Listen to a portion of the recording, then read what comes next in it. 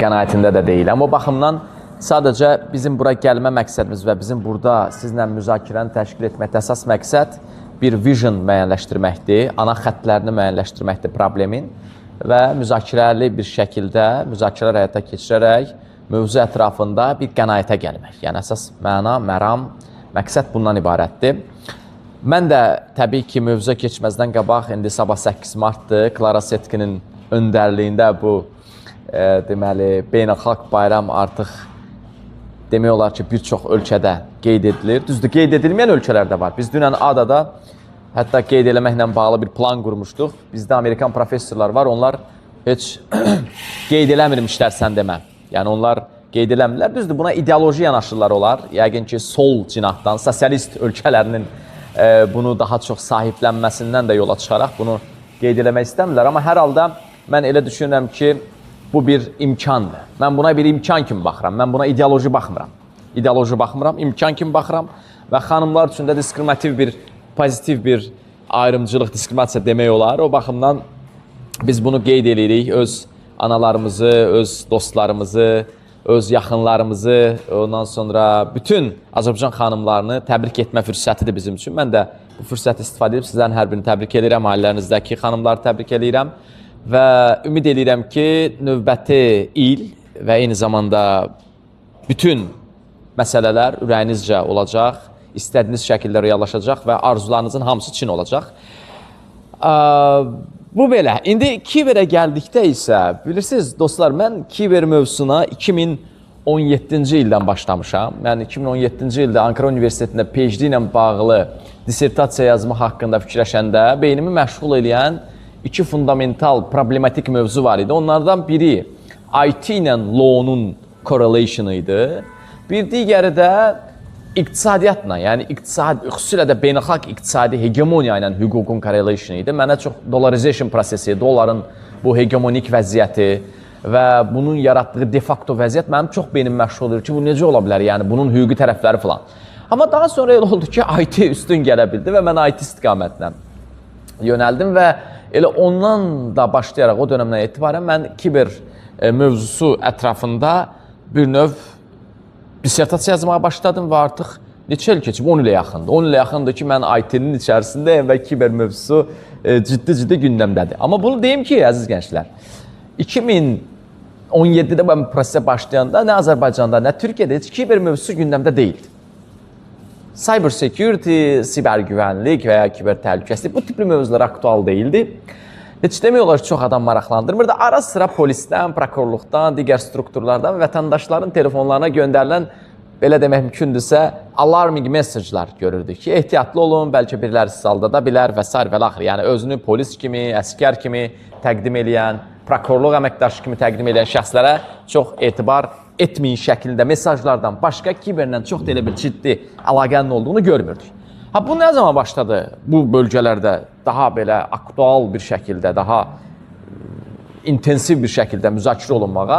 Təxminən mən belə xatırlayıram ki, 2020-lərdən, pandemiyadan sonra xüsusilə, yəni Covid-dən sonra digitalization prosesinin daha da intensivləşməsi, daha da genişlənməsi artıq cyber security-ni özü ilə bərabər gətirdi. Yəni bu bizə nə deyir?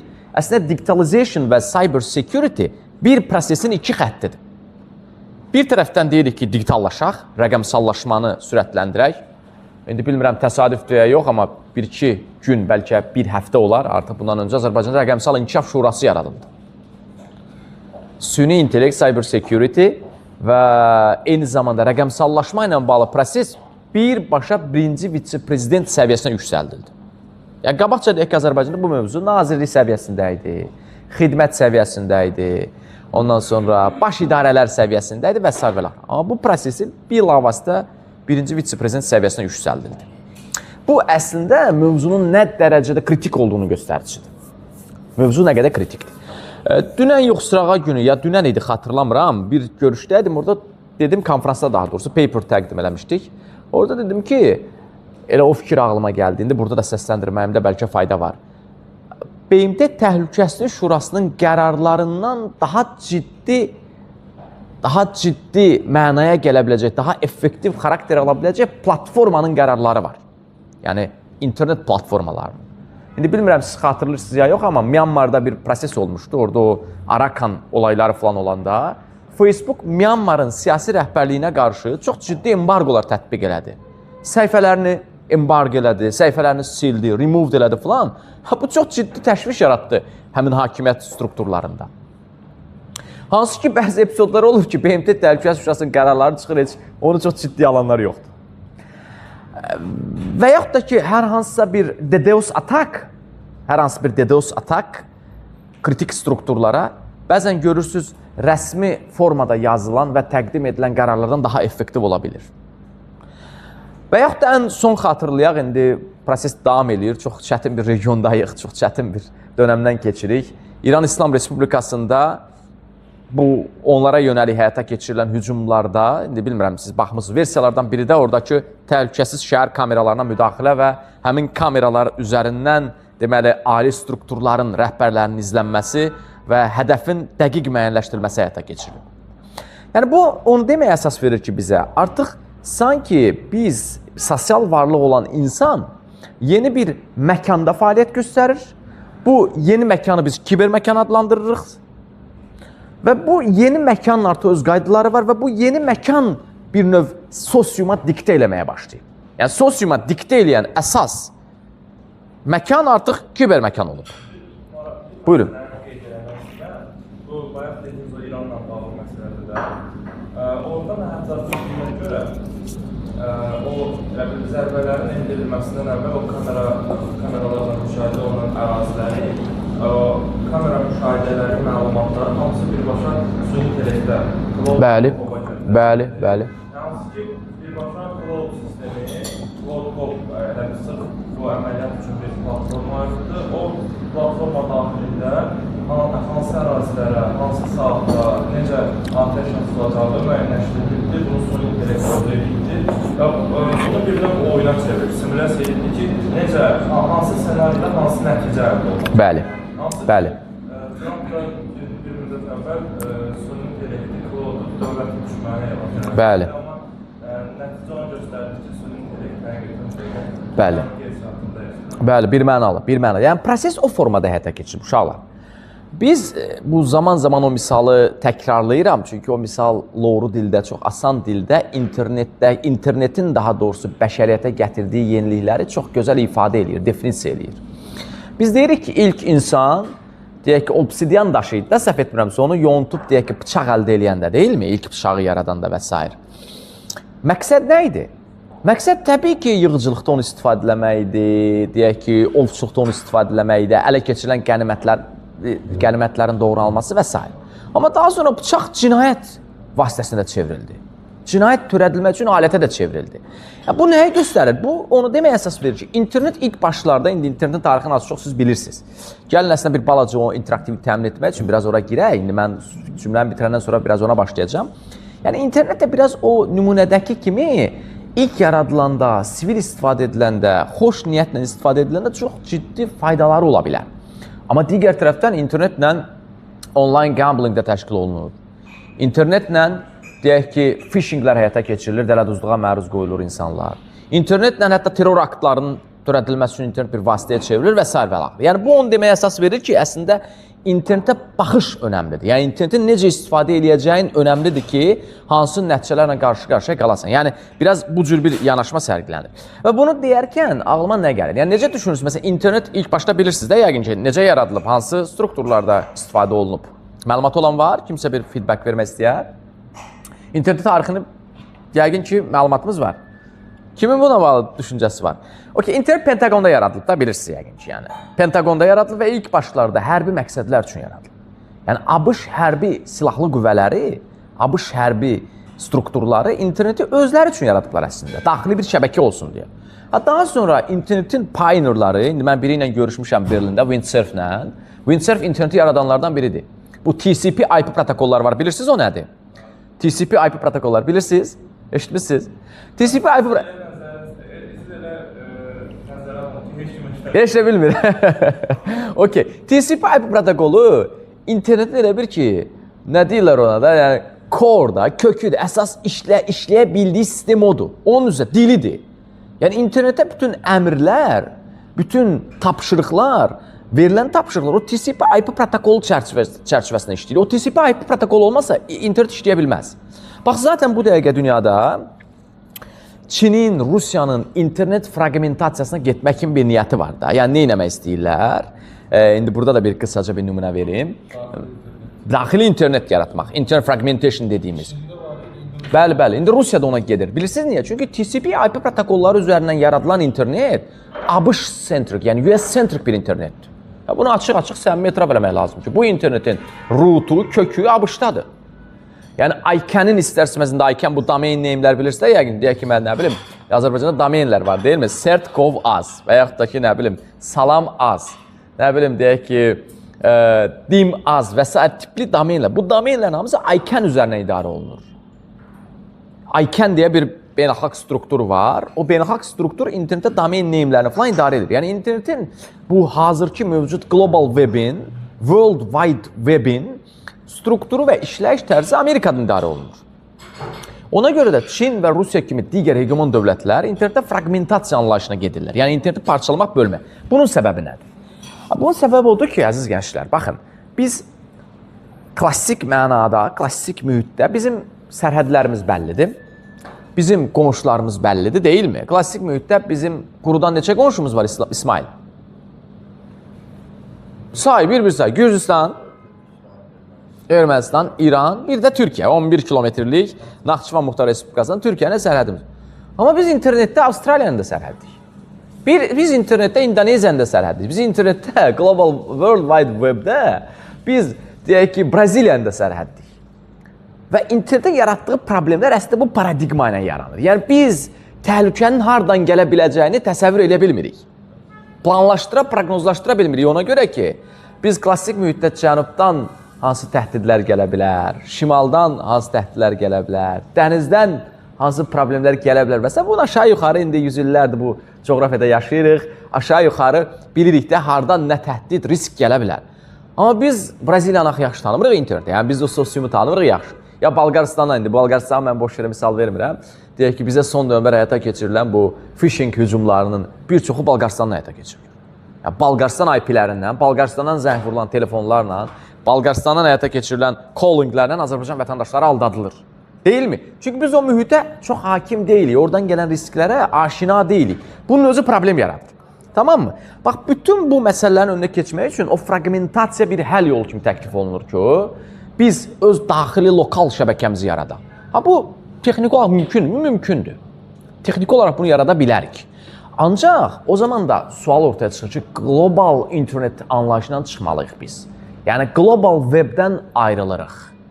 O zaman biz bugünkü mənada, internetdən tam mənada, bugünkü internet anlayışına, bugünkü internetin yaratdığı imkanlardan istifadə etməməyimiz və yaxud da edə bilməməyimiz də söz konusu ola bilər.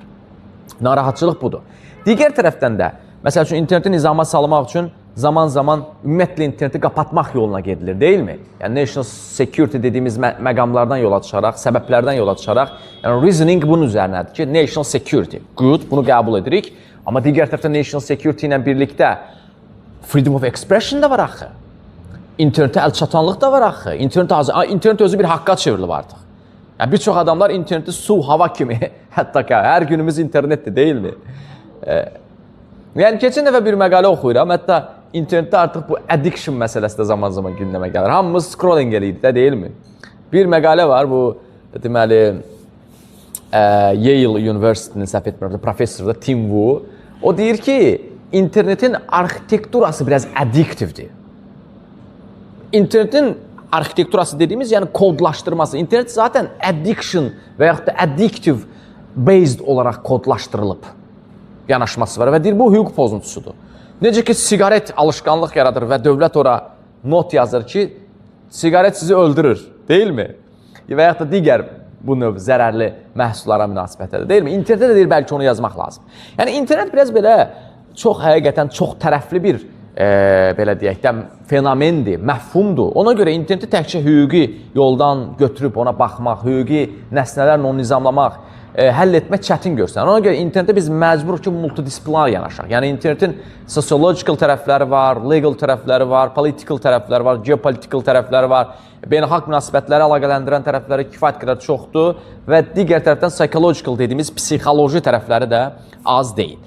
Və bütün bunları deyərkən, əslində giriş, intro eləyərkən, mən internetdə yazdığım tezdə də bunu irəli sürmüşdüm, dissertasiyada ki, mən internetdə regulasiya təklif eləyirəm, internet nizamlanmalıdır, internetdə o cəngəllik əlamətlərini biz oradan alıb çıxartmalıyıq və cəngəlliyi nizama salınmış bir cəmiyyətə, hamar bir mühitə çevirməliyik. Bizim yanaşmamız bundan ibarətdir. Amma bu mühitə çevirərkən, hamarlaşdırarkən, regulasiya eləyərkən internetdəki fundamental hüquq və azadlıqların qorunması da əsas bir məna olaraq qorunub saxlanılmalıdır. Yəni, əsas kriteriya nizamlayarkən məhdudlaşdırmamaq olmalıdır. Yəni, interneti nizamlamaq gözəl bir düşüncədir, amma bu nizamlama özünü məhdudiyyət şəklində göstərməməlidir. Yəni, interneti bağlayaq, internetə çıxış olmasın, bu da bir yol deyil. Bunu eləyən ölkələr varmı? Var. Amma burada da freedom of expression-dan biz danışa bilmərik, demokratik dəyərlərdən danışa bilmərik. Burada da, deyək ki, ifadə azadlığından danışa bilmərik, ondan sonra hüququn üstünlüyündən, rule of law-dan danışa bilmərik və s. və s. Yəni, mənim dissertasiyanın introsunda da yazdığım kimi, mənim regulasiyana bağlı təklif etdiyim həll yolları heç bir dövlət tərəfindən internetin məhdudlaşdırılması, internetin qapadılması, internetdə fundamental hüquq və azadlıqların məhdudlaşdırılmasına xidmət eləyəcək şəkildə interpretasiya edilə bilməz. Mən buna icazə vermirəm. Yəni, mənim yanaşmam bu deyil. Mənim yanaşmam odur ki, internetdən sıravi vətəndaşlara gələ biləcək təhdidlərin önünə keçək. Deyilmi? Amma bu təhdidlərin önünə keçmək, əziz gənclər, o qədər də asan deyil. Niyə asan deyil sualını auditoriyaya ünvanlamaq istəyirəm? Sizcə, nəyə görə, məsəl üçün, hüquq mühafizə orqanları ya da dövlətlər klassik mühitdə kontrolu ələ almağı çox rahatlıqla bacararkən, internetdə bunu eləməkdə çətinlik çəkirlər? Yəni, sizcə, interneti xüsusi eləyən, interneti spesifik eləyən nədir tam olaraq ki, internetdəki münasibətləri nizama salarkən dövlətlər bayağı bir belə əngəbəli bir vəziyyətlə qarşı-qarşıya qalırlar. Hətta bir çox hallarda onu nizamlamaqda çətinlik çəkirlər. De facto gücləri yetmir. Nə düşünürük bundan bağlı? Buyurun. Normal mühitdə, hüquq mühafizə orqanı bilir ki, mənim yurisdiksiyam budur. Bu sərhəddə, məsələn, istədiyim hamını yoxlayır, ifadəsini alıb mənə dindirərlər, əməli əməliyyat axtarışı keçirirlər və s. Amma məsələn, mən bu sərhəddən kənarda, Gürcüstanda, mənim imkanlarım məsələsi var. Bilinmir ki, internetdə yurisdiksiya harada bitir, hansı sərhəddən çərçivəsində sən bu fəaliyyəti keçirə bilərsən, ümumiyyətlə sən kimə qarşı olsan ki, sən tətbiqləməlisən. Orada bir anonimlik faktor da var ki, sən bilmirsən ki, səhifənin arxasında kimdir. Sənin imkanların çox məhduddur deyəsən, məhdud imkanlardan irəli gəlir bir şey deyil. Təşəkkür edirəm. Başqa kimi fikir var uşaqlar, başqa kimi feedback vermək istər. Yaxşı, həll yoluna təklif edirsiniz. Sizcə necə olmalıdır? Yəni, internetdəki münasibətləri dövlət nizama salmaq üçün hansı metodları əl atmalıdır? Klassik hüquq metodları yetərlidir ümumiyyətlə? Yoxsa, deyək ki, spesifik və internetin özünə məxsus kriteriyalardan və keyfiyyətlərdən mi istifadə olunmalıdır acaba? Fikir varmı? Mən istəyirəm, auditoriya prosesə qoşulsun. Səhv də ola bilər fikir barıdır uşaqlar. Biz Ankara hüquqda deməli, bizim bir hocamız vardı, İlhan Akipək, Allah rəhmət eləsin. Onun bir yaxşı sözü vardı, deyir ki, insan xətalıdır. İnsan xəta eləyə bilər. Yəni, dolayısıyla xəta eləmək insana məxsusdur və xəta eləməkdə çəkinməyin. Zaten insan xəta eləyə nəyisə öyrənir də, deyil mi? Səhv eləyə nəyisə öyrənir. Yoxsa durub hər şeyi bildiyini düşünsə, onda gərək ya təkcə özü danışa, mütəmadi, ya da səhv olduğunu düşünərək heç danışmaya. Bu yol deyil. O, mən dediyim iki çıxış yolundan biri də interneti tam qapatmaq da olmaz, interneti tam nizamlamaq, tam belə başına da buraxmaq olmaz. İndi burada da bütün gün danışmaq da olmaz, amma səssiz də qalmaq olmaz. Yəni, bəzən reaksiyalar vermək lazımdır. Ona görə mən xahiş edirəm, reaksiya verəsiniz. Buyurun. BMT-də səhvlərəmsə, sən bilsə ki, BMT-ilə bağlı bir ayrıca bir belə deyək, struktur bölməsi var. Yəni, o ilə bağlı onların hətta özünün aylıq və ya həftəlik müəyyən buraxılışları olur, müəyyən məlumatlar verirlər. Yəni, onların müəyyən bir tənzimləməsi yoxdur. Yəni, tövsiyələr var. BMT-nin, yəni, belə deyək, beynəlxalq təşkilatlar falan, onlar tövsiyə tərəf verir. Yəni, o ilə bağlı Hal-hazırda uşaqlar internetdə beynəlxalq kontekstdə, yəni tam mənada interneti nizamlayan bir müqaviləyə biz rast gəlirikmi? Gəlirik.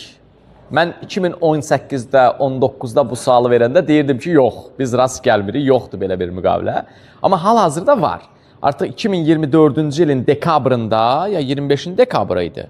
Yox, 24-ün dekabrında qəbul olundu. BMT-nin deməli Cybercrime Convention var. Bax, birinci onu yazaq. Cybercrime Convention var. Əslində mən 2022-də dissertasiyamı yazmışam. Mənim dissertasiyamda yazdığım bir çox məsələlər burada bir növ bu konvensiyanın birlikdə əslində öz həllini tapmağa başladı. Bundan əvvəl isə Azərbaycanda tərəf olduğu Budapeşt konvensiyası var idi. Budapeşt konvensiyası Avropa Şurasının bir sənədidir. Amma Budapeşt konvensiyası çox lokal xarakterli bir beynəlxalq müqavilə idi. Azərbaycan bu sənəd qəbul olunub 2002-ci ildə, Azərbaycan bu ratifikasiya edib 2009-cu ildə Budapeşt konvensiyasını. Budapeşt konvensiyası dövlətlərarası əməkdaşlıq, cinayət hüququ xarakterli məsələlərlə bağlı dövlətlərin hüquq mühafizə orqanlarının mümkün mərtəbə daha operativ mühitdə bir-birlərinə məlumat ötürməsi ilə bağlı məsələləri falan nizamlayırdı, amma tam yetərli deyildi. Cybercrime Convention isə Birləşmiş Millətlər Təşkilatı tərəfindən 2024-də bayaq qeyd edilədiyim kimi qəbul olunub və bu yaxınlarda, səhv etmirəmsə 1-2 həftə bundan qabaq Azərbaycan tərəfi konvensiyanı daha doğrusu ratifikasiya elədi və ilk üzv olan dövlətlərdən biri oldu. Və BMT-nin kibercinayətkarlıq əleyhinə bu konvensiyası internetdə demək olar ki, münasibətlərin nizamlanması nöqteyi nəzərdən BMT çətiri altında və qlobal mənada ən mühüm sənədlərdən birinə çevrildi. Sadəcə problem nədir əziz dostlar? Burada da daha çox dövlətlər arasında əməkdaşlığa səsləndirilir. Yəni dövlətlər arasında əməkdaşlıq təşviq edilir. Dəvət edilir dövlətlər əməkdaşlıq etsinlər və s. və axır. Yəni söhbət hara gedir? Biz qabaqca deyirdik ki, deyək ki, hər kəs internetdə öz hegemoniyasını qurmalıdır. Bu yanaşmanın üzərindən bir suverenlik. Bu suverenlik indi də tanınır və s. Bunu deyirdik, amma zaman-zaman Amerikan mərkəzli, ondan sonra deyək ki, internetin və yaxud da internet platformalarının yerləşdiyi giant dövlətlər, imperial xarakterli belə deyək də, biz onlara zaman-zaman imperiyalar deyirik, yəni rəqəmsal imperiyalar, big tech-lər deyirik onlara. O tech imperiyalar bir neçə dövlətin əlində cəmləşdiyinə görə avtomatik olaraq deməli həmin dövlətlər kiberməkanda de facto hakimiyyət çevrilirdilər və o de facto hakimiyyət digər dövlətlərdə nə edirdi? İstərsəməz cover eləyirdi, istərsəməz onları da əhatə eləyirdi və bu suverenlik məsələsi gündəmə gəlir ki, necə biz suverenlikdən danışırıq ki, bir neçə dövlətin hakim olduğu, bir neçə dövlətin hegemon olduğu bir internet dünyası mövcuddur. Amma bu Cybercrime Convention artıq suverenliyi birmənalı təsdiq elədi ki, kiberməkana münasibətdə də sovereignty anlayışı var. Yəni, hər kəs öz internet məkanında suverendir. Yəni, suverenlik kiberməkandakı münasibətləri də əhatə eləyir. Hər kəs öz informasiya məkanının necə, hansı axarda davam etməsinin yönünü müəyyənləşdirməkdə sərbəstdir. Hər kəs öz informasiya məkanını regulasiya etməkdə, beynəlxalq hüquq və deməli müqavilələr nəzərə alınmaqla təmin etməkdə sərbəstdir və s. Yəni, bu internetə məxsus münasibətlərin, internetdən doğan, internetdən belə demək mümkünsə qaynaqlanan münasibətlərin əslində dövlətlərin bir növ suverenliyi altına ötürülməsini də bu konvensiya təmin etdi. Ancaq, əziz gənclər, bircə şeydə unutmayaq da, bu dediklərimiz sənəd üzərindədir, amma faktiki vəziyyət problem yaradır. Yəni, bu sənədlər, bu konvensiyonlar qəbul olunub, amma deyək ki, məsəl üçün, indi biz bunları çəkək belə, Meta var, məsəl üçün. Meta var, ondan sonra deyək ki, Microsoft, deyək ki, ən böyük global tech şirkətləri də, məsəl üçün, nümunə üçün götürə bilərik. Ondan sonra bir Amazon gerçəkliyi var və s. və axır, deyilmi? Bunlar məgər bütün dövlətlərin daxili hüquqlarını tanıyırlarmı, onların suverenliyini tanıyırlarmı? Bu məsələ artıq gündəmdə. Faktiki olaraq biz bunu tam görə bilmirik zaman-zaman.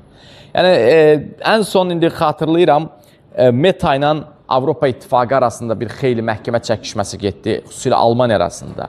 Almaniya 2019-da səhv etmirəmsə Network Enhancement Act qəbul elədi və orada deyilir ki, user bazası səhv etmirəmsə 1 milyonun üzərində olan bütün platformaların Almaniyada qeydiyyatdan keçməsinin zəruriliyinə dair bir yanaşma, norma gətirildi. Məcburi norma.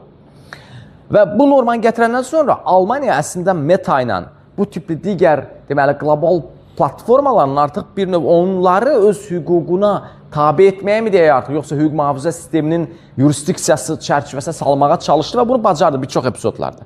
Amma indi Almaniya bunu edir. Almaniya çünki arxasında EU var, EU'nun gücünü istifadə edir. Deyək ki, kiçik dövlətlərə münasibətdə təəssüf ki, bu öz real effektini göstərmir. Yəni, kiçik dövlətlərə münasibətdə bu problemdir. Xüsusilə deyək ki, gəlin səmimi danışaq da, bizim ölkəmiz də kiçik dövlətlər siyasətində götürülə bilər. Ya deyək ki, bir Qırğızistan, bir Tacikistan, ya deyək ki, bir kiçik hər hansı bir dövlət. Ona münasibətdə biz həmin dövlətlərin bu global tech platformaları ilə hansısa formada deyək ki, sözlərini eşitirə bilirlər. Bu təəssüf ki, yoxdur. Burada təklif nədir? Deyək ki, ittifaq şəklində hərəkət etmək. Deyək ki, Azərbaycana münasibətdə xüsusilə biz təklif edirik ki, ya deyək, məsəl üçün, Türk Dövlətləri Təşkilatı çərçivəsində bir yanaşma ortaya qoyula bilər, ya bəlkə ola bilsin Qaradəniz İqtisadi Əməkdaşlıq Təşkilatı çərçivəsində bir yanaşma ortaya qoyula bilər. Çünki ittifaq halında hərəkət edəndə bu platformalarda bazara münasibətdə qiymətləndirmə həyata keçirir. Yəni 8 milyonluq, 10 milyonluq bir bazarla 200 milyonluq, 300 milyonluq bir IT bazarı, rəqəmsal bazarı eyni gözlə baxmırlar. Yəni bunları biz bununla bağlı, internetdəki problemlərlə bağlı ilk case Yahoo Fransa case-idir. Yəni oradan başladı bu problem zaten. Yahoo Fransa case-i 2000-ci illərdə başladı və Yahoo ilə Fransa arasında uzun dönəmli bir məhkəmə çəkişməsinə ihtiva edir.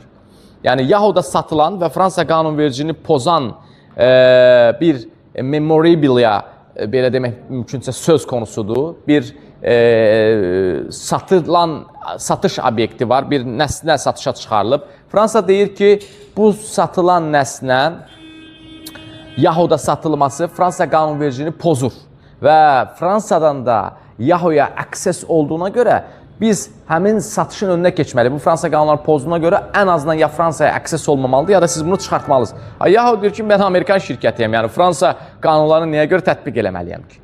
Yəni, bu yanaşmanı bugünə götürə bilərik. Deyək ki, Azərbaycan Metaya nəsə deyir, amma Meta Azərbaycan deyə bilər ki, okey də, mən Azərbaycanda əlçatan deyiləm. Yəni, əlçatan deyiləm deməyək də, Azərbaycan şirkət deyiləm ki. Yəni, Azərbaycanın rezidenti deyiləm deyə bilər. Deyilmi? Rezident bilirsiniz nədir? Yəni, rezident yəqin ki, bilirsiniz nədir? Rezidenti deyiləm deyə bilər argumentasiyası ki, Yahoo da zamanında onu söylüyürdü. Yahoo-nun bunu söyləməsi, amma reallığı dəyişmədi. Fransa məhkəməsi Yahoo ilə bağlı qərarı qəbul etdi. Yahoo qərarı icra etməmək yolunu seçdi. Daha sonra Fransa digər, belə demək mümkünsə, sanction tədbirlərini işin içərisinə daxil eləyərək problemi həll elədi. Yəni, bir növ öz hüququnu Yahoo-ya diktə elətdirə bildi. Yəni, öz hüququ Yahoo tərəfindən tanındı, əziz gənclər. Bax, bunu da unutmayaq. Yəni, bu proses başladı və gəldi 2020-lərə, 25-lərə qədər və s. Və ən son gəldiyimiz nöqtədə bugün görünən odur ki, dövlətlər artıq platformaları bu və ya digər şəkildə işləməyə bacarıblar. Yəni, zamanında, məsəl üçün, 96-cı ildə John Barlow var idi. O, Independence Declaration of the Independence of the Internet. Yəni, internetin müstəqilliyi deklarasiyası hətta elan edirdi. Yəni, internetin yaradıcıları, pioneerları. Onlar düşünürdülər ki, kiber məkan var, internet məkanı var, rəqəmsal mühit var. Bu o deməkdir ki, artıq dövlətlər bu məkana gələ bilməyəcəklər. Bu klassik məkandan fərqli xüsusiyyətlərə sahibdir və biz burada yalnız internet pioneerlarının özlərinə məxsus müstəqil bir məkan yaradırıq özümüzə və dövlətlərin klassik hüququ burada keçərli deyil deyirdi 96-da. Amma biz bugün gəldik 2026-ya, üzərindən 30 il keçir də, deyilmi? 30 ilə yaxın bir müddət keçir, 30 il keçir və gələn nöqtədə dövlətlər, xüsusilə Çinin, xüsusilə Rusiyanın internetin regulasiya ilə bağlı atdığı addımlar kontekstində də biz görürük ki, dövlətlər interneti qismən də olsa, tam olmasa da nəzarət altına ala bilirlər. Xüsusilə Çin nümunəsini mən burada vermək istəyirəm, əziz dostlar. Yəni, Çin demək olar ki, internetdə öz hakimiyyətini tam mənada qurub. Xüsusilə, indi bilmirəm, eşitmişsiniz ya yox, online Chinese wall var. İndi necə ki bu, bəli, firewall qoyublar. Yəni, Çinə gedənlər, mən də Çinə getməmişəm, amma araşdırmalarım zaman ortaya çıxıb ki, Çində demək olar, internet tam nəzarətdədir. Yəni, öz firewallları vasitəsilə xaricdən daxil olan bütün, firewall bilirsiniz nədir? Gatekeeper kimidir. Elə düşünün ki, elə bir səbət qoyublar, nə deyirlər ona? Süzgəc qoyurlar da, belə deyil, filtr, bravo, filtr qoyublar və filtrdən keçirdirlər. Yəni, onların informasiya məkanına daxil olan bütün informasiyaları filtrizasiyadan keçirdib ölkəyə girişinə icazə verir. Elə bir ki, onlayn gömrükdür. onlayn sərhəd buraxılış məntəqəsidir. Bax, təxminən buna bənzər bir şey yəni. Necə ki vətəndaşları, necə ki malları, gömrükdən biz gedirik. Deyil mi? İcazənində gömrük əməkdaşları gəlirlər, bir baxırlar ki, hansı olar, hansı olmaz, olacaqsa rüsumu nə qədərdir və s. və axır. İndi Çin də informasiya münasibətdə təxminən belə bir sistem yaradıb. Yəni filtrization, onlayn gömrük, onlayn deməli filtrization vasitəsi ilə yaratdığı sistem vasitəsilə bunu filtrizasiyadan keçirdi, bu informasiyanı ölkəsinə buraxır. Yəni bu o deməkdir ki, Çin dövlətinin iradəsinə zidd olan, istəmədiyi heç bir informasiya Çinə daxil ola bilmir. Ha, burada hansı problem ortaya çıxır? Dərhal, bəli, free speech, freedom of expression.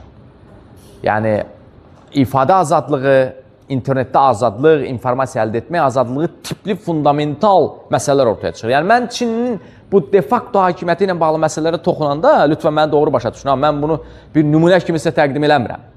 Sadəcə, bu faktiki vəziyyətdir. Yəni, demək istədiyim odur ki, zaten internetin nizamlanması ilə bağlı mövzu ideolojiləşib. İdeolojiləşib, buyurun. Aha, DeepSeek. Tayvanın müstəqilliyi ilə bağlı hansı? Good, bəli. Bəli. Əvvəl düz olan cavab verir. Bəli. Bəli. Mən bu sual haqqında məlumat. Bəli. Bir mənalı. İndi mən biraz belə geopolitik məsələlərdən danışıram. Baxıram sizin bu geopolitik, çünki bu dediklərim ana məsələlərdir uşaqlar. Bax, internetin bel kəmiyi bu dediklərimdir. Əslində, vətəndaşların phishingə məruz qalması, nə bilim, kimisə kartla 3 manat uğradılar, kimisə kartla 1 milyon uğradılar, kimisə kartla 10 min uğradılar. Bu mən dediklərimin altında yerləşən, bu dediklərimin üzərindən yaranan münasibətlərə ehtiva edən məsələlərdir. Mən dediklərimizə internetin core olaraq nizamlaması. Çünki biz bu fundamental mənada bu internetdəki münasibətləri nizamlaya bilməsək, dövlətlər arası səviyyədə bunu çözə bilməsək, o phishing falan bu məsələlər daha da getdikcə problemə çevriləcək. Zaten onlar oradan qaynaqlanır. Bunu bir nümunəni açılacağım. İndi gəlirəm biraz oraya. Yəqin ki, sizə maraqlı tərəfi biraz oradır. Ona görə ora gəlirəm. Azərbaycanda biraz başlayaq ki, o internetlə bağlı problemlər nədir və o problemlər özünü necə göstərir? Deyək ki, bir кейsi, konkret bir кейsi deyim. Ondan siz epizodu başa düşün və sonra müzakirəmizi davam etdirəm. Mən xahiş edirəm, siz də mənə qoşulasınız. Çünki mən tək danışmağı biraz sevmirəm, monoloq danışmağı sevmirəm. Siz də mənə qoşulun ki, müzakirəmiz daha yaxşı keçsin. Bir nəfər zəng vurmuşdu. Deyirdi ki, deməli, Təbriz müəllim köməyə ehtiyac var. Dedim, nədir məsələ? Dedi ki, bəs bir nəfər yaxınımıza zəng gəlib. Deyib ki, Bakı şəhər baş polis idarəsindən zəng vurmuşuq. Hörmətli filan kəs. Dərhal kart məlumatlarınızı təqdim eləyin. Filan tarixdə sizin ad çəkmirəm, filan ölkəyə sizin kartınızdan transaksiyalar həyata keçirilib. O dönəmdə də həmin ölkə ilə Azərbaycan münasibətləri çox gərgin idi, indiki dönəmdə olduğu kimi. Dolayısıyla bu biraz ehtiyatlanıb, qorxub, çəkinə, deyib ki, necə, hardan zəng vurmuşsunuz, nə məsələdir filan. Bu deyib ki, köçürtmələr olub, dərhal kart məlumatlarını verin, bəs sizə demirik mi kart məlumatlarını verin filan. Bu qorxub telefonu söndürüb. Telefonu söndürüb, üstündən 1 dəqiqə keçib 102-dən zəng gəlib. Ki, bəs sizə demədik ki, kart məlumatlarını təqdim eləyin. Təbii ki, bu qorxu və həyəcan içərisində şəxsi kart məlumatlarını təqdim edir və kartında olan 4000 manat ələ keçirilir. Biləsiniz ki, 102-dən zəng gəlmir uşaqlar. 102 ehtiyac olanda özü gəlir. Necə deyirəm, Vafiq ölçünü götürür. 102-dən həqiqətən zəng gəlmir. Texniki olaraq belədir. Yəni 102 ancaq zəng gedir. 102-dən zəng gəlmir. Ki, belə olmalı. 102 necə? 102 ehtiyac görsə, orada şəhər nömrələri var, rəsmi nömrələr. Oradan zəng. 102 sırf polisə bilavasitə məlumat vermək üçün. Və çox maraqlıdır ki, bu hücumu həyata keçirən tərəf daha doğrusu, xaricdən olub. İndi o ölkəni mən bilirəm, amma yenə onun adını çəkmək. Həmin ölkədən şəxsə zəng gəlib, təbii ki, blokajlayıblar. Yəni, bir növ interfeyslə nömrənin üzərinə bağlayaraq, həmin şəxsə zəngi həyata keçib məruz qoyublar. Yəni, buradakı problemin kökü nədir uşaqlar? Bir, həmin zəngin, hədəfin Azərbaycan içərisindən seçilməsi, illegal qruplaşmanın Azərbaycanın kənarında yerləşməsi, işi gəlizləşdirən odur. Bir, Azərbaycanda hədəf seçilən şəxsin məlumatsızlığı. Yəni, belə demək mümkündürsə, cahillik demək olarmı bilmirəm. Bəlkə də cahillik də demək lazımdır prinsipcə. Çünki necə ki deyək ki 19-cu əsrdə, 20-ci əsrdə Azərbaycan maarifçiləri Mirzə Cəlil, Axundov, Zərdabi, Azərbaycan xalqı nə idi? Maarifləndirilir ki, yalandan bir dənə deyək ki, əmmaməli şəxs gəlir sizə aldadır. 3 kəlmə söz deyir, bəlkə də yalan deyir. Ərəb dilində nəsə danışır, amma sizə aldadır. Deyilmi? İndi dolayısıyla internetdə də əslində bu dələduzlar biraz o əmmaməli şəxslər kimidir. Vətəndaşların o 18-ci, 19-cu, 20-ci əsrdəki məlumatsızlığından istifadə eləyərək, yəni cyber literacy-nin zəif olmasına istifadə eləyərək bu cür phishingə məruz qoyurlar. Zaten biz Orxan müəllimlə bərabər Daxili İşlər Nazirliyinin Polis Akademiyasının kafedra rəisi Orxan Məmmədov var. Onunla bərabər sosial mühəndislik deyə bir kitab yazmış. Adı üstündə bu metodların hamısı sosial mühəndislikdir. Yəni zaman-zaman bunu IT-yə bağlayırlar. Mən deyirəm ki, uşaqlar, bunu lütfən ayıraq bir-birindən. Cyber crime ayrı bir şeydir. Cyber related crime ayrı bir şeydir. Səni zaten gəlirlər, sən burada da belə alladı pulu ələ keçirə bilərlər. Dələduzluğa məruz qoya bilərlər. Vasitədir, bravo. Cyber vasitədir. Instagramda da kimsə yazıb alladıb sən ələ keçirə bilər. Deyilmi? Sadəcə problem budur ki, internetdə bu daha intensiv həyata keçirdiyə, daha çox gözə batır. Sizi real həyatda aldatmaq üçün, sizin etibarınızı qazanmaq üçün xeyli əziyyət çəkməlidir. Amma internetdə bunu daha rahat həyata keçirə bilir. Cyber crime'lar isə Azərbaycanın ali təhsil müəssisələrindən birində olmuşdu. Belə bir epizod. Konkret kompüter vasitələrinə qanunsuz müdaxilə nəzərdə tutur. Deyək ki, kimsə gəlir, sizin telefonunuza qanunsuz müdaxilə eləyir. Virus yayır. Virus yayır. Bəli, eynən. Və yaxud da ki, məsəl üçün belə bir hal olmuşdu, indi Mirəli bilmirəm, xatırlamaz ali təhsil müəssisələrinin birində.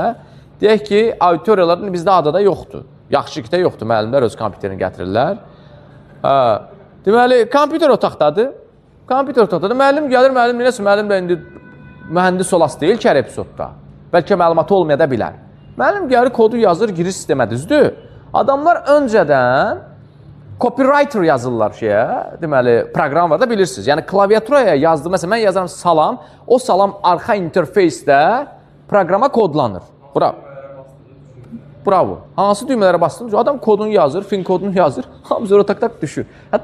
Çünki kompüter cinayət məcəlləsinin 271, 72, 73, 74 tərkib yaranır, konkret. Bu cyber crime-dir. Amma... Buyurun.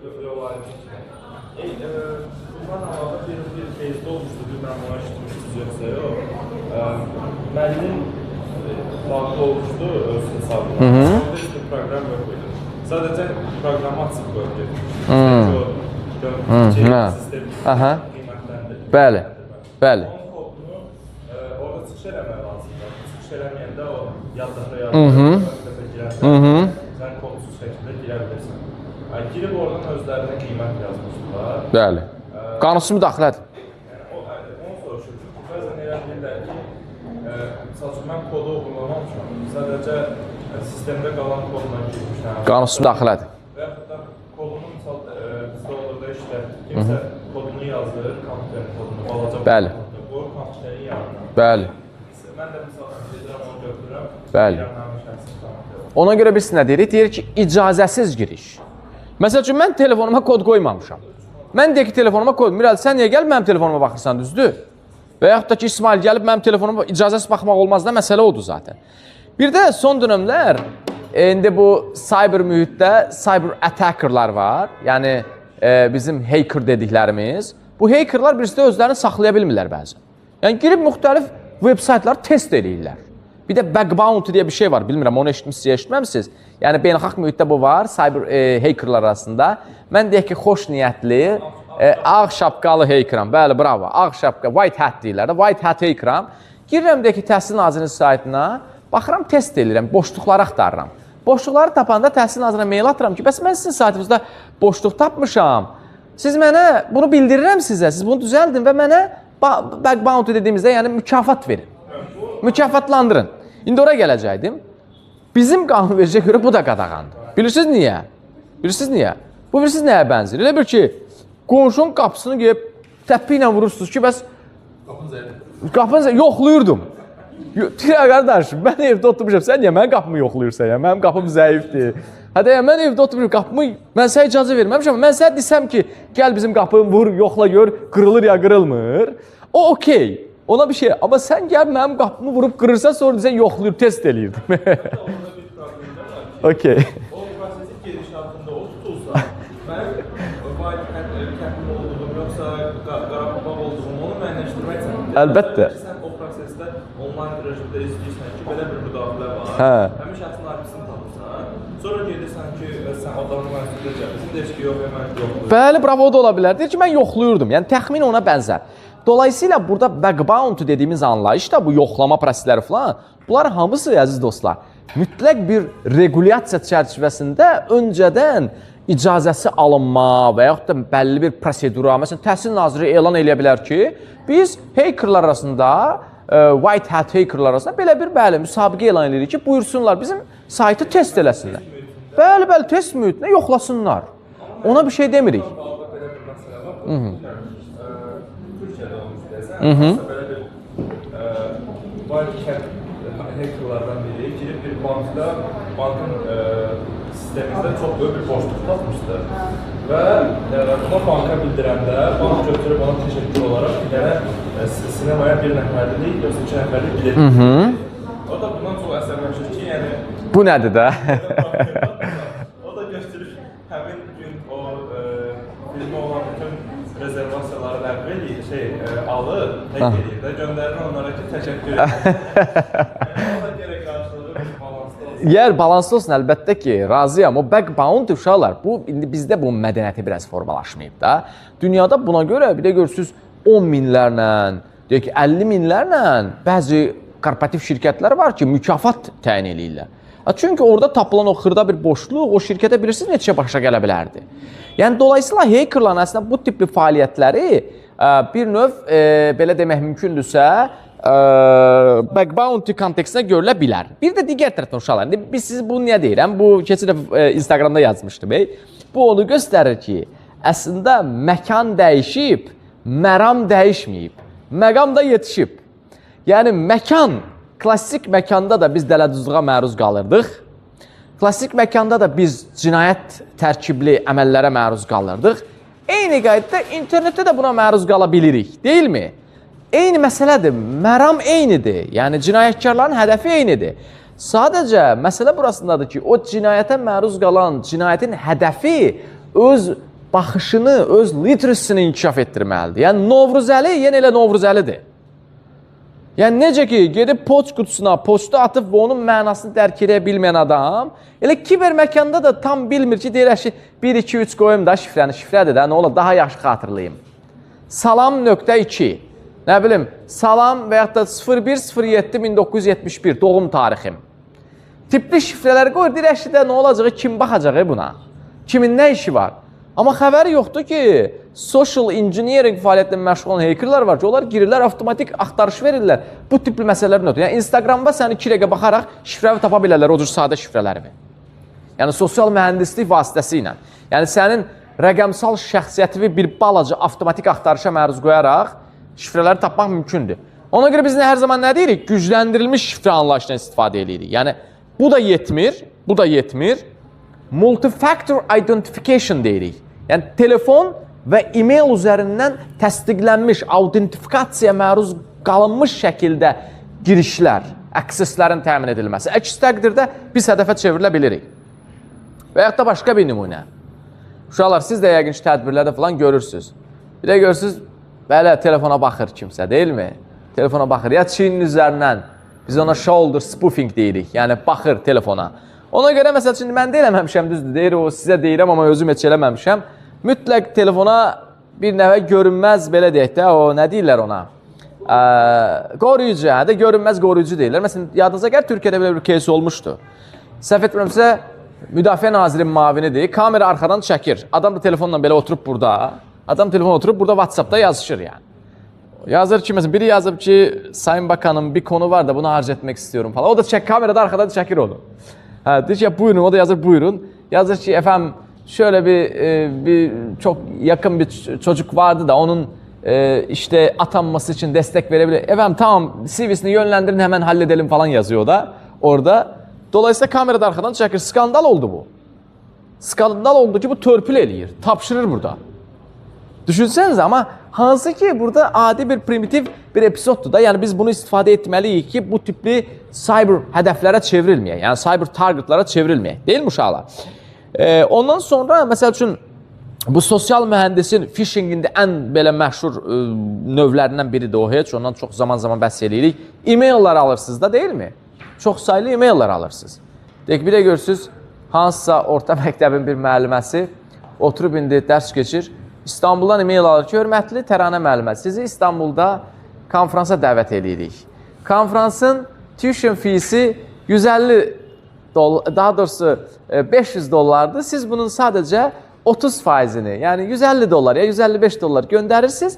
Daha sonra biz sizin biletlərinizi alırıq və geri qalan vəsaiti isə yalnız bura çatandan sonra ödəyirsiniz. Təranə müəllimə həm ziyarət, həm ticarət məsələsi, gedim biraz istirahət edib, stresli dönəmlərdir falan. Elə 150 dolları göndərir. Ondan sonra bir də baxır ikinci mail gəlir ki, Təranə müəllimə, bəs 200 dollar da biletin pulunun yarısı tələb olunur. Siz bunu göndərirsiniz, biz İstanbula gələndə onu kompensasiya eləyəcəyik. Yəni bu formada insanları aldadaraq phishingə məruz qoyulan tərəflər var. Bu ən sadələridir uşaqlar. Ən sadələri. Daha gəlizləri var mı? Var. Daha gəlizlərindən bir nümunə. Adamın deyək ki, bacısının nömrəsindən qardaşına zəng vururlar. Yəni spoofing calling deyirik biz buna. Artıq süni intellekt dönəmdə bunun istifadə edilməsi mümkündür, təəssüf ki. Və yaxud da atadan oğula zəng vururlar. Ya çox yaxın dostundan pul istəyir və s. və l. Yəni bu daha necə demək mümkünsə çətin versiyalardır. Başqa bir nümunə. Son dönəmlər siyasilərin, dövlət rəsmlərinin adından müxtəlif növ, belə demək mümkünsə vədlər verilir, linklər paylaşılır. Deyilmi? Bir də görürsünüz, Sokarın istiqrazı çıxdı. Sokar 50.000 dollarlıq istiqraz təklif eləyir tipində. Ya, bu vətəndaşların daha çox inamını əldə edə biləcək yollardır, vasitələrdir, əziz gənclər. Bunların önünə keçmək üçün literacy-ni artırmaq lazımdır bir mənalı şəkildə. Yəni, mən əminliklə deyirəm ki, bizdən də statistika çıxartmışdıq. Bu tipli hücumlara, bu tipli aldadıcı cəhdlərə məruz qalan və hədəfə çevrilən kütlə daha çox internetdən və IT literacy-dən ümumiyyətlə uzaqda qalmış şəxslərdir. Yəni, maarif səviyyəsi aşağı olan şəxslərdir. Yaş qrupu götürəndə 50+ çoxdur, bir də deməli 18 minus, yəni bəzən 15 minus da deyə bilərik hətta. Altında şəxslər daha çoxluq təşkil edirlər. Burada biz hansı məqama gəlirik, yekuna gəlirik ki, internetdə, kiber mühitdə, kiber fəzada, kiber məkanda təhlükəsizliyin təmini biraz ümumxalq işidir. Kiber təhlükəsizlik bir ümumxalq fəaliyyətdir. Azərbaycan xalqının minimal səviyyədə, bəlli bir ölçüdə hissəsi, minimal səviyyədə kiber təhdidlərə və təhlükələrə qarşı maarifləndirmə səviyyəsini biz yüksəldə bilməsək, onları bəlli bir ölçüdə maarifləndirib məlumatlı edə bilməsək, biz tam mənada kiber təhlükəsiz mühitdən danışa bilməyəcəyik. Yəni, çünki nəzərə alın ki, bu bir balacada da açıq deyim, addiktivdir və yaxud da bir-birindən keçəndir, o qrip kimi də. Yəni sizin deyək ki, qonşunuz təhlükədədirsə, eyni zamanda siz də təhlükədəsiz məntiqindən yola çıxır biraz cyberda. Yəni cyberdakı məsələlər biraz bunun üzərinə qurulur. Azərbaycanda bununla bağlı nə iş görülür? Sual budur. Yəni Azərbaycanda biz bununla bağlı hansı adımlar atırıq? İnzibati hüquq nöqteyi nəzərdən, inzibati idarəetmə nöqteyi nəzərdən uşaqlar, Azərbaycanda hal-hazırda kiber təhlükəsizliklə bağlı məsələlər bir neçə strukturun balansında cəmləşir. Bunlardan biri xüsusi rabitə və informasiya təhlükəsi dövlət xidmətidir. KRİTİXA dediyimiz. Bu belə. Digər tərəfdən Azərbaycan Respublikasının Rəqəmsal İnkişaf və Nəqliyyat Nazirliyinin balansında, indi bayaq Mirəli də söylədi, bu 2026-2028-ci illərə əhatə edən fəaliyyət planında təsdiqlənib.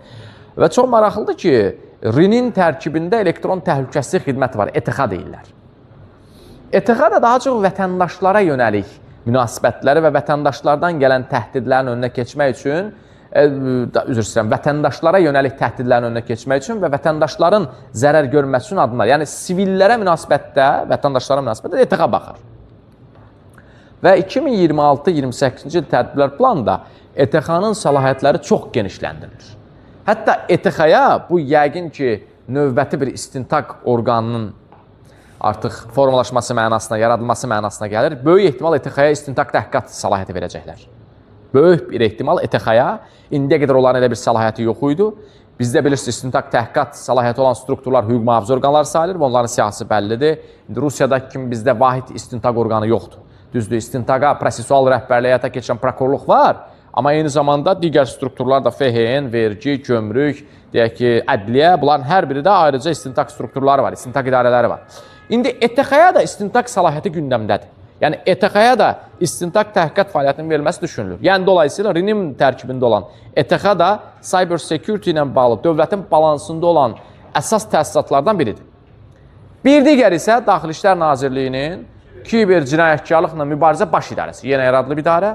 Qabaqca baş mütəşəkkil cinayətkarlıqla mübarizə idarəsinin tərkibində şöbə idi, amma o ayrıca baş idarəyə çevrildi və vətəndaşlardan gələn şikayətlərə istintaq təhqiqat nöqteyi nəzərdən, daha doğrusu vətəndaşların məruz qaldığı cinayət xarakterli kiber əməllərə münasibətdə dinin, deməli, kiber cinayətkarlıqla mübarizə baş idarəsi səlahiyyətlidir və onlar işlərə baxırlar. Bu da öz yerində. Sərhəd hardadır? Hal-hazırda ETX-nın istintaq təhqiqat səlahiyyəti yoxdur. Olsa, mənə elə gəlir ki, orada bir qəliz vəziyyət yarana bilər. Yəqin ki, belə başa düşürəm ki, onda necə olacaq? Daha çox texniki xarakterli, önləyici, yəni countermeasures addımlarının atılması ETX tərəfindən həyata keçiriləcək. Amma işin o cinayət tərkibi ilə əlaqəli məsələləri, yəni konkret deyək ki, dələduzluğa məruz qalıb adam şikayət eləyir. Şəxsin cinayət məsuliyyətinə cəlb edilməsi ilə bağlı məqamlar isə yəqin ki, polisin balansında qalar. Böyük ehtimal elə olacaq, amma bunu yaşayaq görək ETX-nın ümumiyyətlə səlahiyyətləri necə müəyyənləşəcək, istintaq səlahiyyəti veriləcəksə, hansı formada veriləcək, bəlkə ola bilsin, bəlkə birləşdirilə bilər. Açıq səmimi söyləyim, mənim yanaşmam budur ki, keşke Azərbaycanda vahid bir kiber təhlükəsizlik, müstəqil bir agentlik şəklində var olsa. Əslində son bu prezidentin fərmanı ilə Rəqəmsal İnkişaf Şurasının yaradılması da biraz ona xidmət eləyir. Bilmirəm, siz baxdınız ya baxmadınız, dövlət başçısı rəqəmsal arxitektura ilə bağlı bir iclas keçirdi 3-4 həftə bundan qabaq. Onun yanaşması bu oldu ki, hər bir dövlət orqanı başlayıb ayrıca əpp yaratmağa. Nə bilim, e-sosial, e-asan, nə bilim, deyək ki, mobil notariat, mobil rab, və 1000 dənə belə əpplər. Dövlət başçısı da yığışdıraq da bunu. Yəni, hərə bir dənə əpp yaratsa buna nə ehtiyac var? Yəni, gəlin, necə? Yəni, kod tərəfdə, Bəli.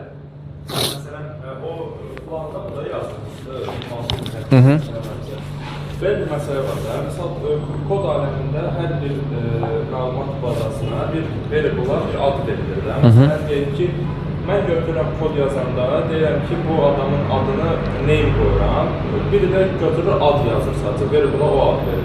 Daha sonra onları birləşdirməyə də çatır. Bəli, bəli. Bir sistemdə olan məlumat təkrarlanır. Bəli. Bir yerdə də var, o bir yerdə var. Bəli. Bu da artıq bir yerdən sonra məlumat bazasını Bir mənalı. Koordinasiyanı çətinləşdirir. Ona görə də cənab prezident orada onda vurguladı ki, xüsusi təkrarlanan məlumatları eyni fərqli platformalarda yayılmağa da ehtiyac var. Bravo. Məsələn, iş yerindən arayış uşaqlar bilirsiniz, e-govdan da alınır, e-sosialdan da alınır. Nəyə ehtiyac var ki buna?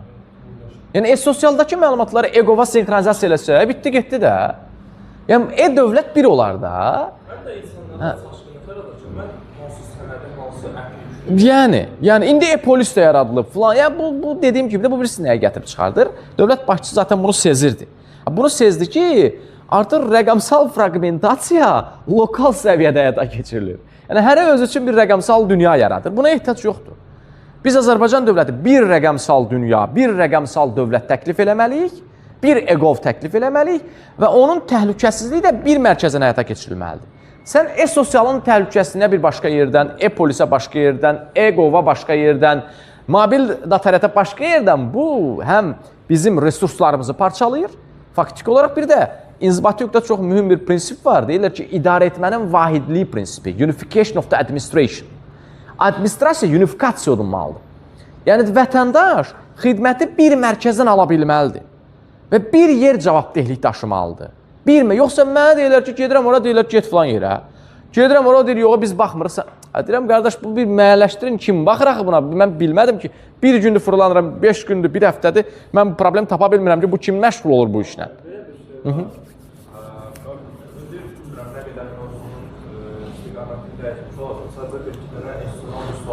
Arada dəyiş ümumiyyətlə, mövzunun məncə istiqamətini dəyiş. Mən çox danışdım çünki, buyurun. Bəli. Birinci məsələ odur ki, bu dəqiqə bəzi verilmiş məlumatlar artıq, şəxslər haqqındakı məlumatlar sətr formada milyon dənə yerdə var. Bu MyGov-da bizim deyək ki, datalarımız var, okey. Amma mən misal üçün tez-tez bildirim gəlir ki, atıram, Kapital Bank sənin məlumatlarını Sorğuladı. Hə. Bu, mənim üçün hal-hazırdakı problemim yox. Amma birincisi, elə bir vəziyyət ola bilər ki, bu məni narahat eləsin. Mən bunu istəmirəm. İkincisi də ki, odur ki, orada GDPR məsələsi var, sağlamlıqla bağlı məlumatlar ki var. Misal üçün, sağlamlıqla bağlı... Səhiyyədədir də hamısı, təbibdədir. Bir elə ki, məlumat bazasından bütün mənim nə vaxt həkimə getmişəm, həkimə gedəndə nəticələri nə oldu, mənim hansı sağlamlıq problemləri var.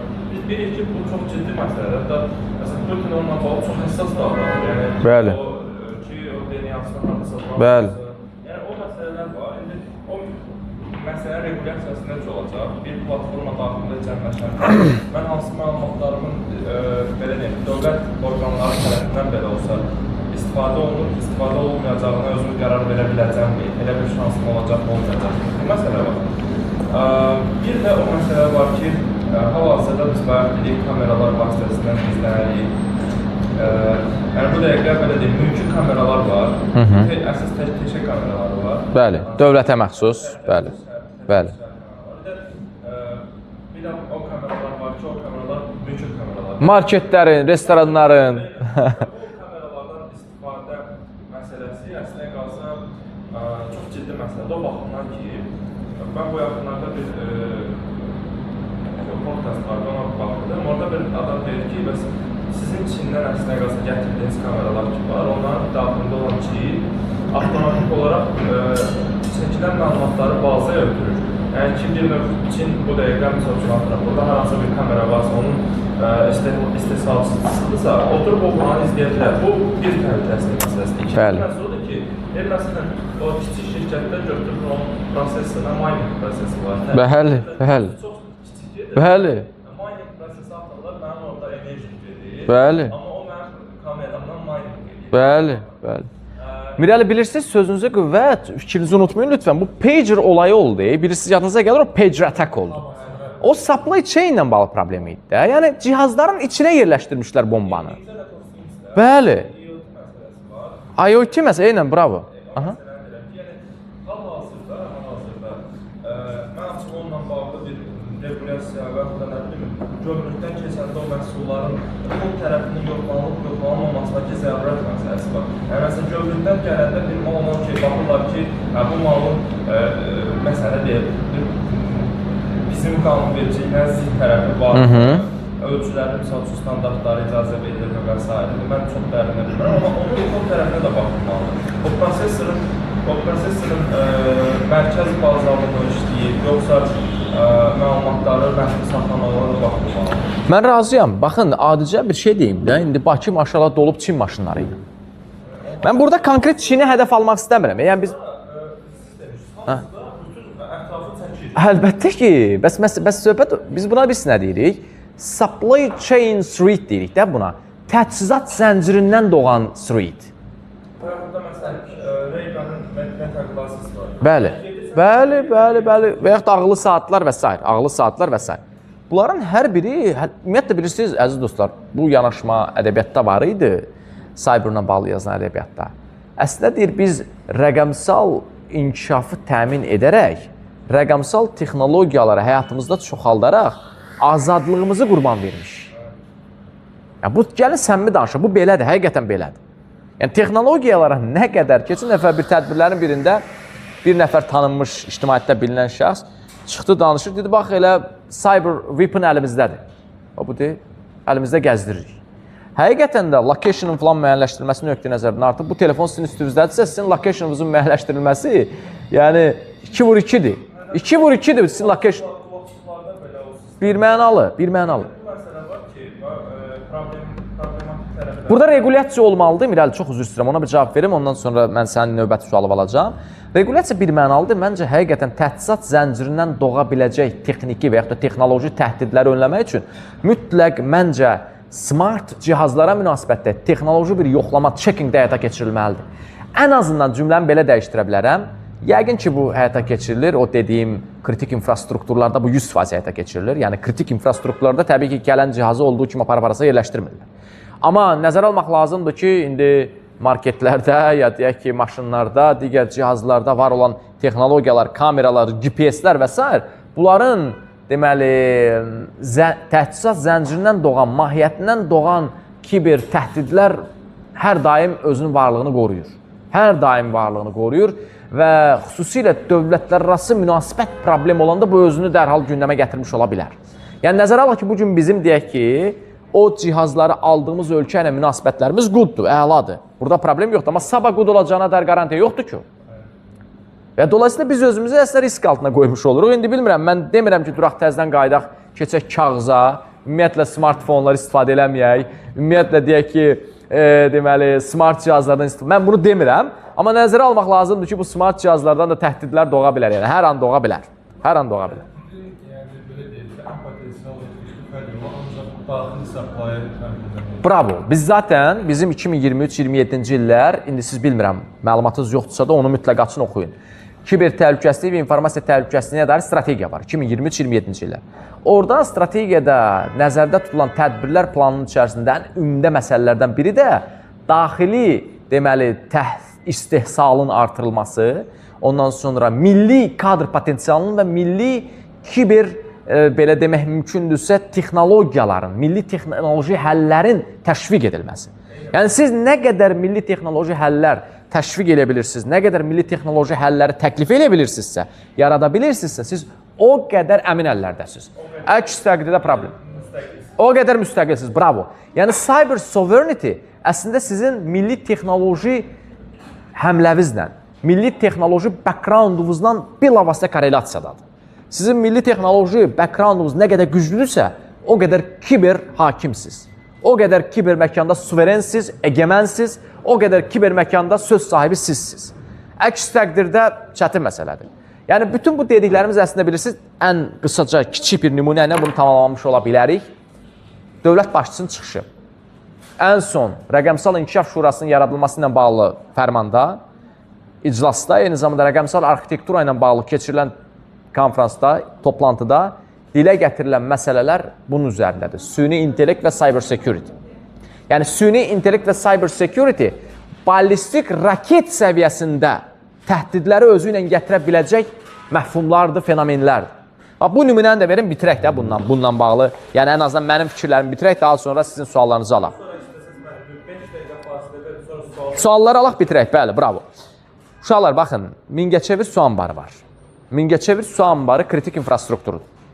Mingəçevir su anbarına ballistik raketlə zərbə endirməklə, Mingəçevir su anbarına ballistik raketlə zərbə endirməklə anbarın texniki sistemlərinə müdaxilə edib, yaradıla biləcək fəlakətin nəticə baxımından demək olar ki, fərqi qalmayıb.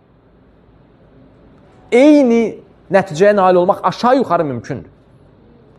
Bu, əslində bizə onu göstərir ki, texnologiya ilə bağlı, texnoloji deməli, qaynaqlı, technological based suitlərin ciddi alınması ilə bağlı hansı approach-u biz özümüz mənimsəməliyik, hansı yanaşmanı özümüzdə götürür. Uşaqlar, onu deyim, məhkəmə qərarına mümkündür. Bu arada belə bir case oldu, bir nəfər mənə zəng vurub ki, bəs adını çəkmirəm o qurumun, mən də burada məcbur hüquqi suallar verirsə, hamısı da hüquq mühafizə orqanında, adını da çəkə bilmərəm, indi istintaq sirri falan məsələlər də var. Dolayısıyla, deyir ki, bəs filan orqana çağırıblar ifadəyə. Telefonumu neyiniyim? Deyirəm, neyiniyəsən apar da özündən, yəni gizlədəsə ölsən ki. Onsuz da sən gizlətçəni gəlib tapacaqlar. Yəni, ya gerək deyək ki, illegal məqsədlərlə harası atasan falan, bu tövsiyə eləmirəm də, bunun ehtiyac yoxdur. Yaxşı, deyir, bəs onda mənim ailə şəkillərim var. Orada da alıb baxacaqlar. Deyir, necə alıb baxacaq? Sənin icazən olmadan o baxa bilməz axı. Deyir, bir-iki nəfər getmişdi, onlarını alıblar. Deyir, onlar özü icazə verib, girib baxıblar da. Adama deyib ki, məsələn, icazə versən, telefonuma baxım. O deyib, hə, indi həyəcanlanıb icazə verib. Nə bilim, biraz həyəcan... Hop, mənə maraqlandır. Həyəcan... Amma, prinsipcə, məhkəmə qərarı olmadan müdaxilə olmaz uşaqlar. Düzdür, bizim səhv etmirəmsə, bu yaxınlarda Cinayət Prosessual Məcəlləyə bir dəyişiklik təklifi gəldi, yəqin ki, baxmışsınız ona ki, bəli, məhkəmə qərarı olmadan da artıq mobil cihazlara və texnoloji cihazlara falan. Amma bu uşaqlar, bu proporsional olmalıdır, əsaslandırılmalıdır. Təxirə salınmaz olduğu əsaslandırılmalıdır. Yoxsa elə mənim xoşuma gəl bir telefonuma baxım şəklində olmaz da elə. Yəni çünki sonuçta bunun orada private information var, şəxsi məlumatları falan var. Bunu demişkən, fərdi məlumatla şəxsi məlumatın fərqini bilirsiniz uşaqlar? Private information nədir? Deyək ki, fərdi məlumat nədir? Daha doğrusu private və personal information deyək də, private fərdidir zaten. Private və buyurun. Mən demişdim deyəsən, nə dərsdə? Sən. De. Eşlə bilmirəm. Bəli.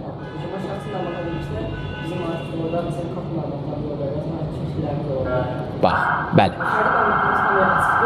Bəli. Yəni, bütün fərdi məlumatlar şəxsi məlumatdır, bütün şəxsi məlumatlar fərdi məlumat deyil uşaqlar. Fərdi məlumat insanın şəxsiyyətini müəyyənləşdirməyə icazə verən, imkan verən. Məsəl üçün, fin kod. Fin koduna Mirəlinə baxıram, Mirəli Seyidov tapdım.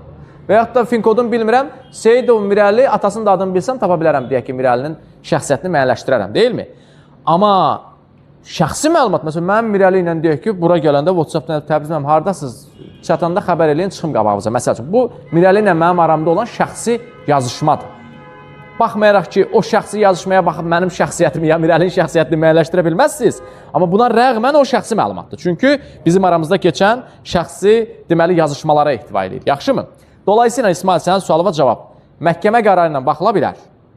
Çünki bilirsiniz, cinayət tərkibi ilə bağlı, cinayət, deməli, prosesual qanunvericinin tələbləri əsasında bütün növ texnoloji cihazlar məhkəmə qərarına baxış keçirilə bilər və s. Amma bunun üçün mütləq məhkəmə qərarı lazımdır və əsaslandırılmalıdır. Aydındırmı? Ancaq bir məqam, indi deyirsiniz ki, İsrail lapdəki məhkəmə qərarı var. Elə cihazlar var ki, məhkəmə qərarı olmasına rəğmən cihaz aça bilmirlər. Məsələn, FBI ilə Apple arasında belə bir case yaşanmışdı. Bilirsiniz onu? Yəni, FBI, adam, deyək ki, şifrəni vermir. Türkiyədə də bu son dönəmlər belə bir case oldu. Apple'dır. Apple'da bilirsiniz, sındırmaq çox çətindir. Amerika Birləşmiş Dövlətləri Apple'a müraciət edir ki, şifrəni verin. Onlar da vermirdilər. Deyirdilər ki, şəxsi məlumatlar, fərdi məlumatlar məsələsi. Ən sonda o mübahisənin axırı, o məhkəmə prosesinin axırı açığı nə oldu, tam bilmirəm, o proses davam eləyirdi. Amma Türkiyənin özündə də belə bir problem yaşandı. Yəni, şəxs deyək ki, cinayətli ittiham olunur, Apple şifrədir, şifrələnib telefon, adama deyirlər ki, zəhmət olmuşsa telefonu açın, məhkəmə qərarı var. Məhkəmə qərarı var, açın, baxış keçirilməlidir. O deyir ki, mən unutmuşam şifrəni. Unutmuşam şifrəni, dövlət də aça bilmir.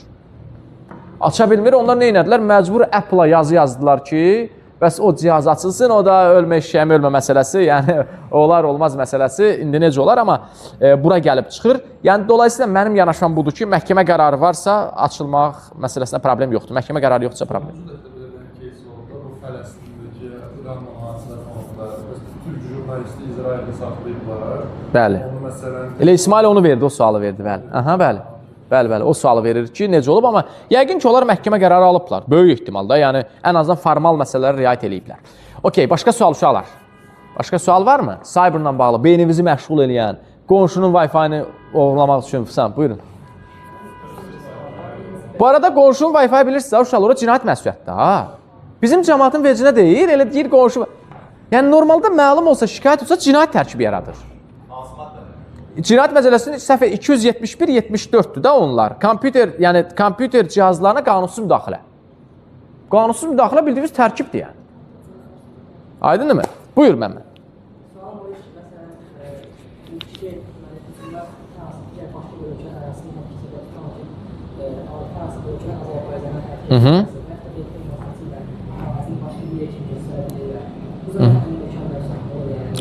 Good, yaxşı sualdır. Bu due diligence prinsipi ilə əlaqəli mövzudur. Due diligence prinsipi var beynəlxalq hüquqda bilirsiniz. Nə deməkdir mənası bilən var hüquqşünaslardan due diligence'ın nə olduğunu. Lütfən. Xahiş edirəm, eləməyin belə. Yaxşı, due diligence budur ki, heç bir dövlət öz ərazisini başqa dövlətin əleyhində istifadə edə bilməz və istifadə elətdirə də bilməz. Yanaşma budur. Yəni, məsəl üçün, İrandan Azərbaycana raket atılmamalıdır və atılmasına da şərait yaradılmamalıdır. Əks təqdirdə nə olur? Birləşmiş Millətlər Təşkilatı Nizamnaməsinin 2.4-cü maddəsi non-use of force, gücdən istifadənin qadağan olması. Gücdən istifadə olunursa 51-ci maddə self-defense, haqq yaranır. Raket attın, cavab verəcəm. Drone qaldırdın, vurdun, cavab verəcəm. Yəni aggression eləyirsənsə, self-defense olacaq. Buna tam legal əsas yaradırsan. Cyberdə də bu var. Hansısa A dövlətindən Azərbaycan Respublikasının ərazisində kiber hücumlar həyata keçirilirsə, həmin dövlət məsuliyyət daşıyır ki, həmin hücumların önünə keçməlidir. Önünə keçməsə, Azərbaycan üçün legal targetdir, legitim targetdir, hədəfdir. Olmasın, ərazi jurisdiction, territorial jurisdiction deyə bir şey var da, sənin ərazindədirsə, sən məsuliyyət daşıyırsan. Sənin torpağındadırsa, sən məsuliyyət səndədir. Mən başa düşmədim, burada deyək ki, hansı bir Vietnamlı gəlib burada kimsə söysə, onu cinayət bəsini cəlb eləməyəcəyik, Vietnamlı olduğuna görə, əlbəttə eləyəcəyik. Sən Azərbaycan Respublikası ərazi hüdudlarına daxil oldunsa, Azərbaycan Respublikasının qanunları burada keçərlidir, bitdi, nöqtə. Tamam mı? Amma bəzi epizodlarda belə olur ki, biz o dövlətə müraciət eləyirik, o dövlət deyir ki, bəs tapa bilmədik. Ya da deyək ki, state-sponsored qruplar olur da, uşaqlar bilirsiniz. Non-state actors deyirik də biz onlara. Yəni, dövlətdən kənar aktorlar. Deyir, tapa bilmədik. Biz deyirik, tapa bilmədiniz? Okey. Onda bizim də tapa bilməyəcəyimiz qruplar ola bilər ki, onlar sizə hücumlar həyata keçirər. Siz də bizə müraciət, biz deyəcək, valla, baxdıq, tapa bilmədik, müəyyənləşdirə bilmədik. Hücumlar hansı adreslərlə həyata keçirilir və hansı qruplar tərəfindən həyata keçirilir. Yəni, burada hansı yanaşma ortaya qoyulur? Uşaqlar, mütəqabiliyyət ilkəsi. Dövlətlər arası münasibətlərdə əl-əli yuyar, əldə üzü məsələsi. Nə qədər ekmək, o qədər köftə məsələsi. Yəni, sən mənə necə davranırsan, mən də sənə elə davranacam məntiqi deməli, işlənilə bilər. Bir də təbii ki, İsrail kimi həmin hədəflərin birbaşa məhv edilməsi də bir versiyadır bu arada. Yəni, legitim hədəflərdir çünki. Yəni, sən mənə kiberhücum həyata keçirirsənsə, mən də okey, sən özün tapmırsan, cəzalandırmırsan, mənim üçün legitim hədəflərdir. Bir dəqiqə ödə raketdən tutdum. Yəni, o da ola bilər.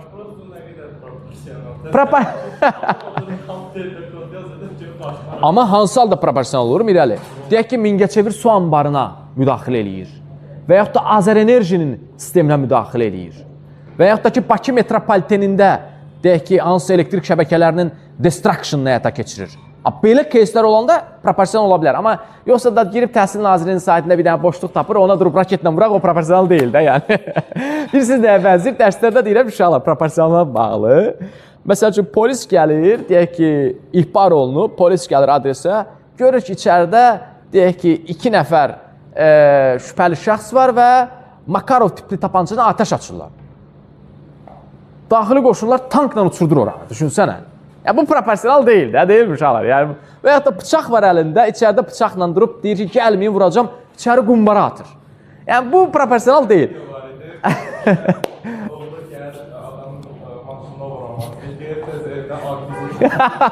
Bir şey, ay sağ ol. Yəni, o biraz proporsional deyil. Dolayısıyla bu tipli məsələdə proporsional davranmaq lazımdır. Yəni, nə qədər ekmək, o qədər köftə. Yəni, o balansı qorumaq lazımdır ki, problem yaranmasın. Yəni, orada o haqlı ikən haqsız duruma düşməyək.